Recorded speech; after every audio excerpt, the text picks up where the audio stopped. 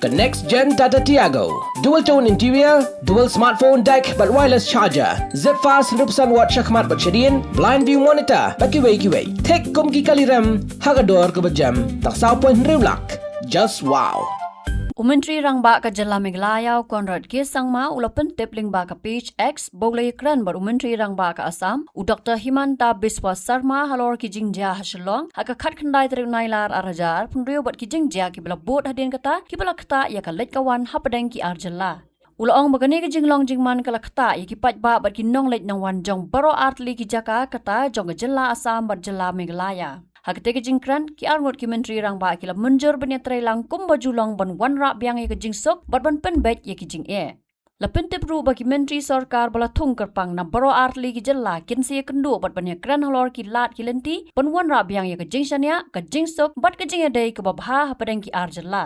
U Conrad ke sang mau la kentu ki pajba jong baro artli ki jella ban yai bat ye ke jingsok ye ke jing su thu jingmot bat ke jing trailang. Ulaong baga Jela Meghalaya bat Assam ki dan ke jinga dei ka bajil liu pat ki dei banya trailang banya daya ke jinga dei ka bala dan na do menshwa ha ke jing tho ha ka por nyo bajil lai pusau minute jan mi jong ka ar phau trek nailar arja arpun riu u Conrad ulatak lang yo Amit Shah Menteri Kampo Yeng ke Sarkar India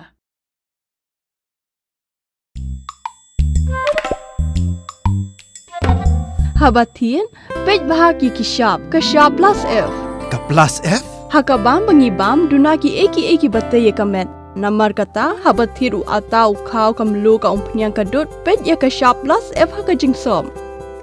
yeki nutrient kumki vitamin bat ka iron la icon diat bat ka bathau bha kam khta I ka dur jingki marbam ka jingma lani ka rukom shed yeki balehi banai kita kadon ka we ka jing mentoy ba kongsan ka kot ka khia